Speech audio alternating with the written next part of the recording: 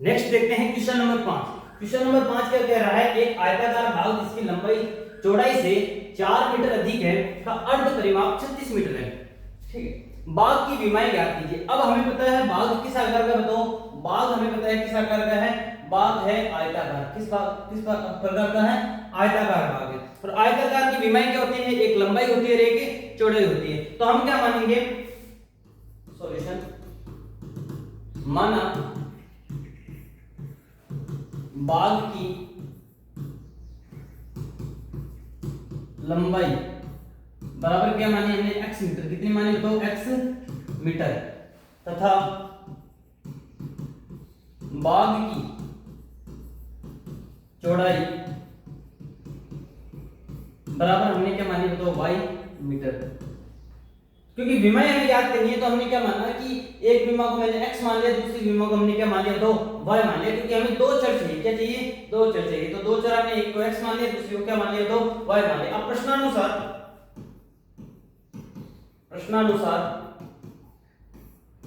हमें क्या दे रहा है, जिसकी लंबाई चौड़ाई से 4 मीटर अधिक है। लंबाई जो है यानी x जो है वो y की 4 अधिक है, यानी 4 मीटर क्या बताओ अधिक है। यानी लंबाई जो है, लंबाई क्या बताओ x है, वो चौड़ाई से, चौड़ाई कितनी है तो y से कितना अधिक है तो 4 अधिक है। क्या बताओ 4। ये हमारे पास में क्या आ गया तो समीकरण नंबर 1। क्या आ गया तो समीकरण नंबर 1। फिर दूसरा क्या दे रहा है, अर्ध परिमाप 36 मीटर है। अब हमें पता है आयत का अर्ध परिमाप कितना होता है, तो आयत का अर्ध परिमाप, आयत का अर्ध परिमाप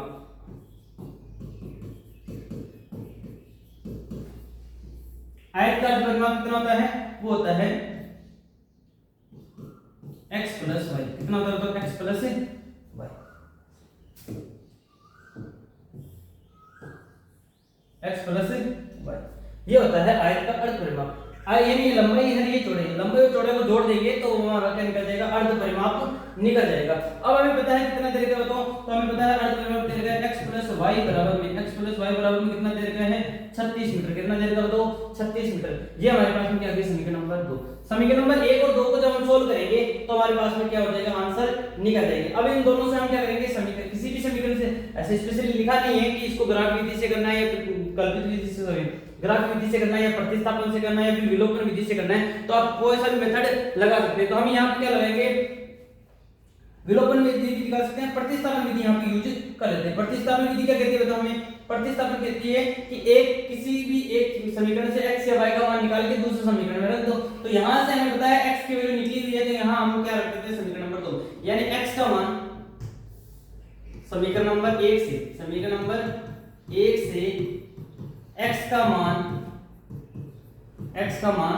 समीकरण नंबर 2 में रखने पर, समीकरण नंबर 2 में रखने पर, जब हम समीकरण नंबर 2 में रखेंगे तब क्या होगा देखो। तो समीकरण नंबर 2 क्या है, x प्लस y है, तो x की जगह हम क्या लिख देंगे y plus 4, y plus 4 plus में यहाँ पे क्या है तो y है बराबर में कितना बताओ 36। कितना बताओ 36। दोनों को सोल्व करोगे तो कितना देगा, y कितना हो जाएगा तो 2y। क्या हो जाएगा तो 2y बराबर में कितना है, ये 36 ऑलरेडी, ये प्लस का 4 उधर जाएगा, किसका हो जाएगा तो माइनस का 4। हमने क्या किया, बीजे चर को एक साइड कर लिया और यहाँ पे संख्या को एक साइड लेके चले गए। तो y और y कितने हो गए 2y, और यहाँ पे 4 ये प्लस का था उधर जाके माइनस का हो गया। तो यहाँ पे अब यहाँ पे 2y बराबर में 36 में से 4 लेंगे कितने जाएंगे तो 32। अब 2 से इसको कट कर देंगे तो y बराबर कितना जाएगा तो 16। y बराबर कितना जाएगा तो 16 मीटर। y बराबर कितना जाएगा तो 16 मीटर।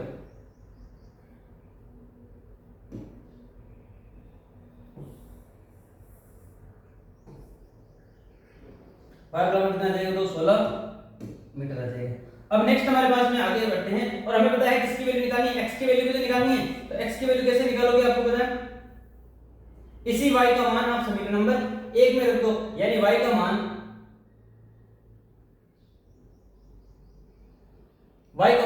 समीकरण नंबर 1 में रखने पर, समीकरण नंबर 1 में रखने पर y का मान समीकरण नंबर 1 में रख देंगे तो हमारे पास में क्या हो जाएगा तो वैल्यू निकल जाएगा। y का मान समीकरण नंबर 1 में रखने पर यहां से देखते हैं y का मान समीकरण नंबर 1 में रखने पर, समीकरण नंबर 1 में रखने पे, तो समीकरण नंबर 1 क्या कहती है बताओ, तो समीकरण नंबर 1 हमारे पास में है x बराबर में y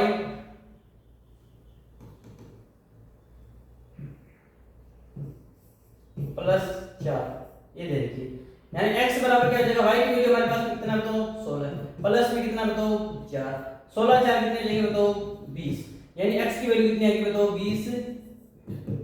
ये हमारे पास में वीडियो है।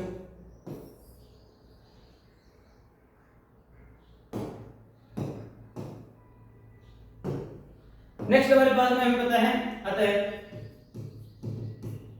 भाग की, आयताकार भाग की लंबाई, लंबाई हमने x मानी तो लंबाई कितनी आ जाएगी बराबर 20 मीटर तथा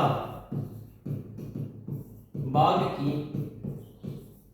चौड़ाई, जिसको हमने किस क्या माना था y माना था, और y की वैल्यू कितनी थी 16 मीटर। ठीक है, यहां से आप इसको कर सकते हैं। नेक्स्ट हमारे पास में नेक्स्ट क्वेश्चन है, एक रैखिक समीकरण दे रखा है 2x 3y 8 is equal to 0 दी गई है। दो चरों में से एक ऐसी दो रैखिक समीकरण, दो चरों में एक ऐसी रैखिक समीकरण लिखिए ताकि प्राप्त युग्म का ज्यामितीय निरूपण जैसा कि प्रतिच्छेद करती रेखाएं हो। यानी आपके पास में एक समीकरण ऑलरेडी दे रखी है, क्या दे रखी है बताओ, हमारे पास में एक समीकरण दे रखी है। सॉल्यूशन करते हैं हम यहां से।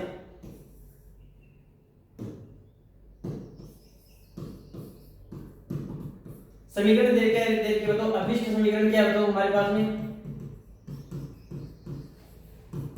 समीकरण क्या है 2x 3y 8, ये दे रखा है बराबर क्या बताओ 0। हमें ये अभिष्ट समीकरण दे रखी है और हमें एक ऐसी समीकरण पहले क्वेश्चन के अकॉर्डिंग यानी छठे के पहले के अकॉर्डिंग हमें ऐसी समीकरण लिखनी है जो हमें क्या करे प्रतिच्छेद करती रेखाएं दर्शाए। क्या कैसी रेखाएं दर्शाए, प्रतिच्छेद करती हुई रेखाएं दर्शाए। तो हमें पता है a1/a2 बराबर b1/b2 नहीं होना चाहिए ऐसी, तो हमारे पास में पहला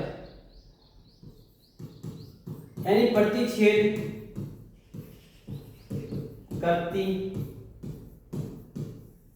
रेखाएं हो, इसके लिए हमारे पास में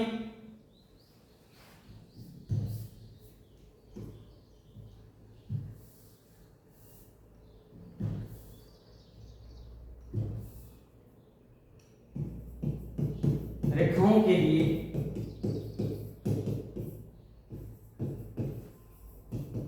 अभिष्ट समीकरण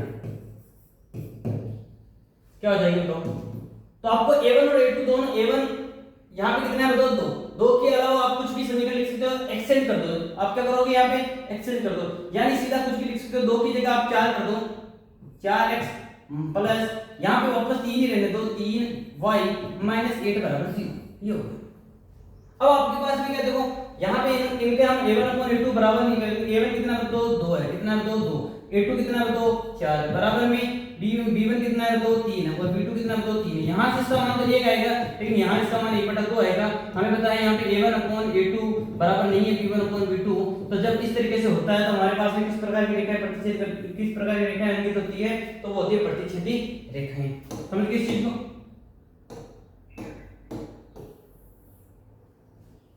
नेक्स्ट हमारे पास में दूसरा लेसन दे रखा है, वो है समांतर रेखा, समांतर रेखा, समांतर रेखाओं के लिए अभिष्ट समीकरण, यानी ऐसे समीकरण लिखनी है जो इस रेखा की क्या हो बताओ समांतर हो, क्या हो बताओ समांतर हो। तो आप क्या करो, ये नॉर्मली x और y की जो कोफिशिएंट है, x और y की जो गुणांक है वो सेम रहने दो, लेकिन यहाँ पे जो अचल पद है उसको क्या कर दो चेंज कर दो। यहाँ पे क्या करना है, x की जगह 2x की जगह 2x लिखना है, प्लस की 3y की जगह 3y लिखना है, और यहाँ -8 की जगह आप +8 लिख दो, बराबर क्या लिख दो 0। जिससे क्या होगा, ये समीकरण a1/a2 1 हो जाएगा, b1/b2 भी 1 हो जाएगा, लेकिन यहाँ पे c1/c2 जब निकालेंगे तो वो माइनस का ही होगा जो कि इक्वल नहीं होगा। तो जहां पर ये जो रेखाएं होगी वो समांतर होगी और जिसके कोई हल नहीं होंगे। नेक्स्ट हमारे पास में ये है तीसरा,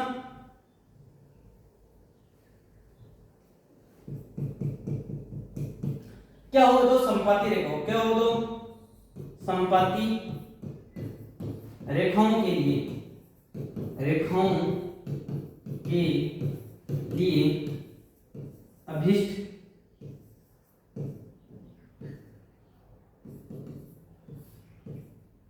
समीकरण। तो अब करना क्या है आपको, जो समीकरण दे रखी है संपादित, जो समीकरण दे रखी है उसको 2 से गुणा करके लिख दो। 2 से गुणा करके लिखोगे तो 2 का गुणा क्या हो जाएगा, तो यहाँ पे 4x प्लस में 3 का गुणा क्या हो जाएगा, 3 दूनी 6x माइनस में 8 को 2 से गुणा करेंगे तो 16 बराबर क्या हो जाएगा, तो 0। ये जो समीकरण होगी वो समीकरण क्या हो जाएगी, तो अभिष्ट समीकरण हो जाएगी। यानी ये जो समीकरण है वो संपाद्य होगी, ये जो समीकरण है वो क्या होगी, तो समांतर होगी, और ये जो समीकरण होगी वो फर्स्ट वाले समीकरण की क्या होगी, प्रतिच्छेदी होगी। तो ये तीन रेखाएं आप याद रखें कि a1/a2 बराबर नहीं करना है b1/b2, तो आप कोई भी वैल्यू लिख सकते हो, कोफिशिएंट चेंज कर सकते हो। लेकिन आप समांतर रेखाओं के लिए करोगे तो आप x और y के जो कोफिशिएंट है वो सेम ही रखो, लेकिन यहाँ पे जो प्लस का 8 है माइनस का 8 है उसकी जगह प्लस का 8 कर दो। आप चाहो तो चेंज भी कर सकते हो, -8 की जगह -16 लिख दोगे तब भी वो चेंज हो जाएगा। तो आप इसकी जगह यानी आपको क्या करना है, c1 की वैल्यू या c की वैल्यू आपको क्या करनी है, चेंज करनी है, लेकिन a1 और a2 की वैल्यू आपको चेंज नहीं करनी है समांतर रेखाओं में। और संपाद्य रेखाओं के लिए क्या करनी है, जो a b c है उनको तीनों को आप किससे गुणा कर दो, किसी भी एक पूर्णांक संख्या से गुणा कर दो, तो उससे क्या होगा, ये जो रेखाएं होंगी दोनों संपाती हो जाएगी। समझ गए इस चीज को।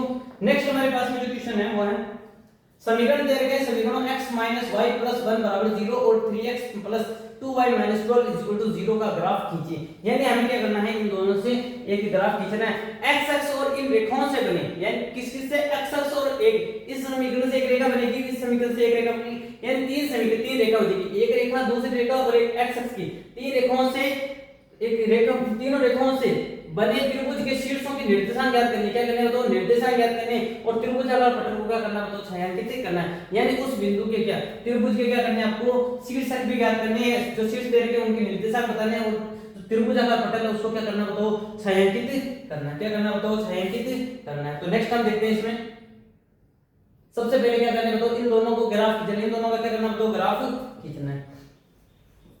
सॉल्यूशन करते हैं यहाँ पे। तो हमारे पास में समीकरण दे रखी है x - y + 1 बराबर क्या है, तो 0, इसको दे देंगे हम समीकरण नंबर 1, और दूसरी दे रखी है 3x + 2y - 12 = 0, जिसको हम देंगे समीकरण नंबर 2। समझे। अब समीकरण नंबर 1 से आपको x और y के रूप में, x और y से एक वैल्यू निकाल के हमें एक सारणी बनानी है जिसको हम ग्राफ में इंगित करेंगे, और दूसरे समीकरण से भी हमें एक सारणी बनानी है जो हम ग्राफ में बिंदु रखेंगे। तो समीकरण नंबर 1 से करेंगे, देखो आसानी से करेंगे और सिंपली मेथड से करेंगे समीकरण नंबर 1 से। तो समीकरण नंबर 1 क्या है, तो x - y, ये प्लस का 1 उधर जाएगा, क्या हो जाएगा, तो माइनस का 1 हो जाएगा, किसका हो जाएगा, तो माइनस का 1 हो जाएगा। अब इससे को हम क्या करेंगे, या तो समीकरण नंबर 3 जो भी देना चाहो वो दे सकते हो, अन्यथा यहां से एक सारणी बना लो। क्या बना लो, तो एक सारणी बना लो। यहां से सारणी से आपको दो ही बिंदु निकालने, कितने बिंदु निकालने, केवल और केवल 2। 3 बिंदु इसलिए निकाले जाते हैं कि आप गलती ना करें, जैसे आपके पास में एक ये बिंदु है, एक ये बिंदु, तो इनसे बनने वाली रेखा बन जाएगी, ये तो हो जाएगी। यानी आपका तीसरा बिंदु, हम जब हम 3 बिंदु निकालेंगे, एक बिंदु ये रहा, एक बिंदु ये रखा, और हमें पता है 2 बिंदु से तो कैसी भी रेखा, अगर हमें नहीं पता ये बिंदु गलत निकल गया तो हम क्या करेंगे, तीसरा बिंदु निकालेंगे। अगर हमारा बिंदु ये आ रहा है तो इसका मतलब ये रेखा बनी नहीं रही, तो इसका मतलब ये इसी की लाइन में होना चाहिए, जिससे हमारा क्या होगा, हमें पता चल जाएगा कि ये तीनों बिंदु क्या है, एक ही लाइन में है। समझ गए इस चीज को। अब यहां से हमें पता है किसी भी एक को 0 कर दो, देखो x को 0 करेंगे, यहां से इसके ऊपर पॉइंट रख दो, x को 0 करेंगे तो माइनस का y बराबर माइनस का 1, माइनस से माइनस कैंसिल हो जाएगा, यानी y बराबर कितना हो जाएगा, 1 हो जाएगा। अगर मैं y का मान 0 करता हूं तो x की वैल्यू कितनी हो जाएगी, माइनस का 1, क्या हो जाएगी, तो माइनस का 1। यानी आपको क्या करना है, सर किसी एक को 0 करने के लिए उसको हटा दो, यानी उसको क्या कर दो, पॉज कर दो, यहां पे हटा दो, उस पे हाथ रख दो, जिससे ये वैल्यू क्या हो जाएगी, यहां पे एक वैल्यू दिख जाएगी, माइनस y बराबर 1 हो जाएगा, जिससे माइनस से माइनस कैंसिल हो जाएगा, यानी 1 हो जाएगा। और अगर हम y को 0 करेंगे तो y को 0 कर देंगे, उस पे हाथ रख दो, x बराबर सीधा सीधा क्या दिख जाएगा, माइनस का 1। यहां से हम एक सारणी बनेगी, क्या बनेगी, तो एक सारणी मिलेगी। अब हम क्या करेंगे, दूसरी सारणी बनेगी इसी से। दूसरी सारणी कैसे बनेगी, तो समीकरण नंबर 2 से बनेगी। तो समीकरण नंबर 2 से, तो समीकरण नंबर 2 को सोल्व करेंगे तो क्या होगा, तो 3x प्लस का 2y, या माइनस का 12 उधर जाएगा, किसका हो जाएगा, तो प्लस का 12, किसका 12 हो जाएगा, प्लस का 12 हो जाएगा। अब इससे भी हमें क्या मिल जाएगी, तो एक सारणी मिल जाएगी x और y के अंदर, x और y के अंदर, x और y के अंदर।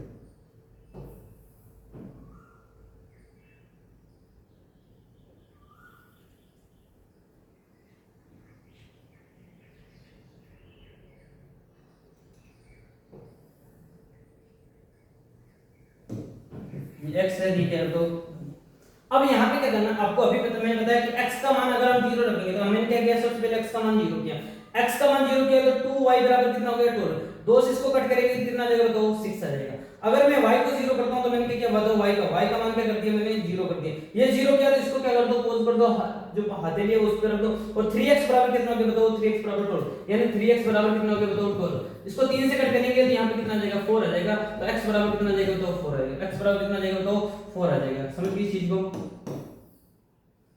हमारे पास में दो समीकरण मिली थी, दो समीकरण थी, दोनों समीकरणों से हमने क्या बना दी, दो टेबल यानी दो सारणी बना दी। अब इन दो सारणियों से जो बिंदु मिले हैं x और y के, हम क्या करेंगे, ग्राफ में रखेंगे। और ग्राफ में रखने के बाद में, ग्राफ में रखने के बाद में हमें एक बिंदु प्राप्त होगा, वो इसका क्या होगा, हल होगा।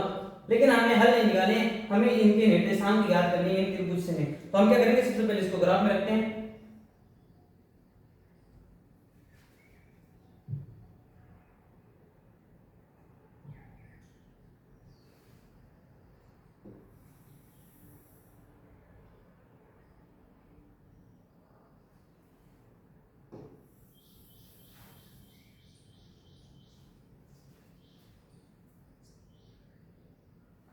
अब हमें पता है जो पॉइंट हमको लेने हैं, तो वो पॉइंट देखते हैं सबसे पहले।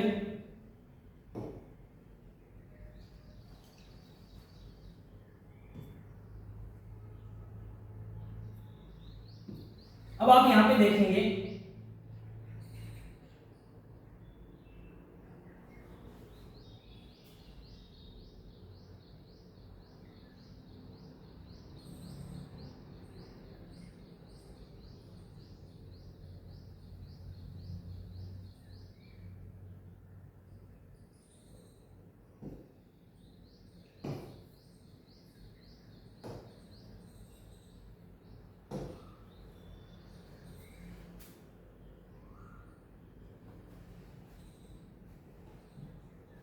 यहाँ पे आप देखेंगे तो x की वैल्यू -1 तक है और प्लस में 4 तक है। तो आप क्या करोगे, इधर +4 तक जाना है, 1 2 3 और 4, -1 तो आपको यहाँ पे 1 2 3 4, यहाँ पे -1 कर। ये जो रेखा है वो x एक्सिस है, यानी x डैश है, और ये y डैश है। ठीक है, नेक्स्ट हमें पता है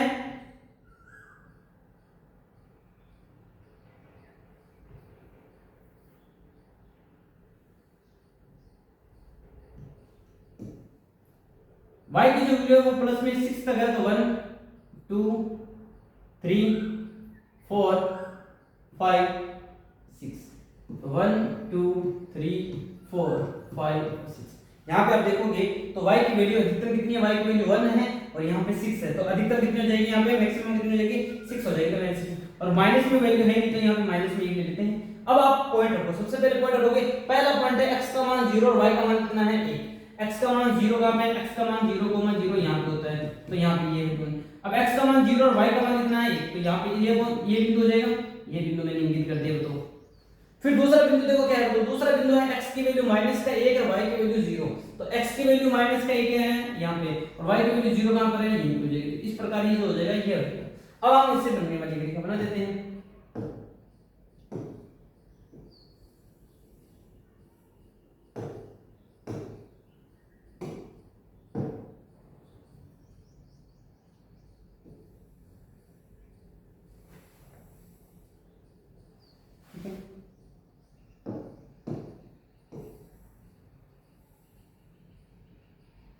इस तरीके से ये रेखा होती है। नेक्स्ट हमारे पास में ये जो है समीकरण नंबर 1 है, यानी इसको मैं लिखना चाहूं तो इसे लिख सकता हूं x माइनस, यहां पे लिखना चाहूं तो x माइनस y प्लस 1 बराबर 0। ये वाले समीकरण से हमने इसको लिखा है, ये वाले समीकरण से हमने क्या इसको लिखा है। नेक्स्ट हमारे पास में अगर आप बिंदु लिखना चाहोगे तो लिखना क्या चाहोगे, यहाँ पे x की वैल्यू -1 और y की वैल्यू 0 है। यहाँ पे लिखना चाहोगे क्या लिखोगे, तो x की वैल्यू कितनी बताओ, x की वैल्यू यहाँ पर है 0 है और y की वैल्यू कितनी बताओ 1 है। अब नेक्स्ट हमारे पास में जो दूसरा बिंदु है, दूसरी जो रेखा है वो है हमारे पास में x की वैल्यू 0 और y की वैल्यू 6। x की वैल्यू 0 कहां पर है, यहाँ पर, और y की वैल्यू 6 कहां पर है, यहाँ पे। तो ये वाला बिंदु हो जाएगा। नेक्स्ट हमारे पास में क्या है, तो x की वैल्यू 4 है, y की वैल्यू 0 है। तो x की वैल्यू 4 कहां पर है, यहाँ पे, और y की वैल्यू 0 इसी पे होती है। तो इस पे अब इन दोनों बिंदुओं को मिलाएंगे तो एक रेखा बन जाएगी, और वो रेखा किस प्रकार होगी देखते हैं।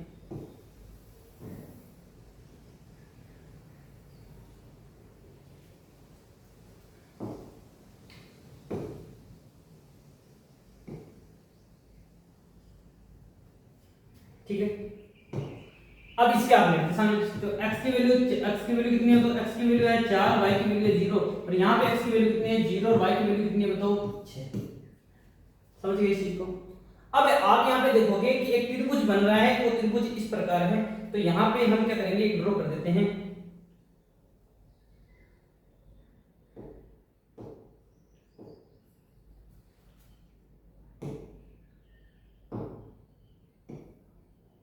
यहाँ पे ड्रॉ कर देते हैं, और ये ड्रॉ ये है कि ये जो पॉइंट दिख रहा है आपको,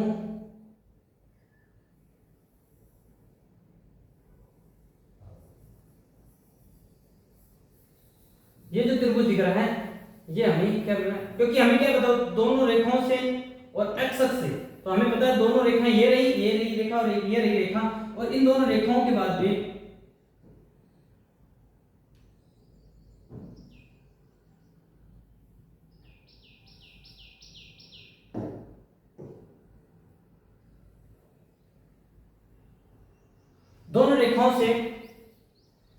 दोनों रेखाओं से और दोनों रेखा, एक रेखा ये रही, एक रेखा ये रही, इन रेखाओं और इस अक्ष से लिखा हुआ लाइन देखो, अक्ष और इन रेखाओं से, तो हमें पता है ये दोनों लाइनें, दोनों रेखाएं, और ये रही हमारी अक्ष, इनसे बनने वाला ये त्रिभुज है, ये और ये त्रिभुज क्या है, छायांकित कर दिया हमने, क्या कर दिया छायांकित। अब इसके निर्देशांक क्या हो जाएंगे, तो इसका एक निर्देशांक तो ये है जिसके निर्देशांक -1, 0 है, दूसरा निर्देशांक ये शीर्ष ये है जिसकी 4, 0, तीसरा हमें यहाँ पे जो प्रतिच्छेद बिंदु ये निकालना है, और प्रतिच्छेद बिंदु कितना है, तो यहाँ पे हम देखिए इस ग्राफ में देखेंगे तो x की वैल्यू तो कितनी है बताओ 2, और y की वैल्यू कितनी है बताओ 3, यानी x की वैल्यू तो 2 है, y की वैल्यू कितनी है बताओ 3 है, जो हमें क्या किससे प्राप्त हुआ है, ग्राफ से प्राप्त हुआ है। समझ गए। तो हम यहाँ पे क्या लिख देंगे, अतः ग्राफ से, किससे बताओ, ग्राफ से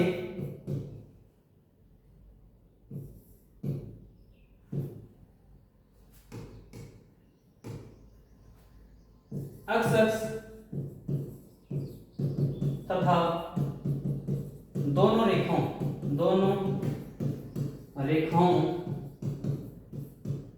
से, अक्ष और दोनों रेखाओं से बने त्रिभुज के शीर्षों के निर्देशांक क्रमशः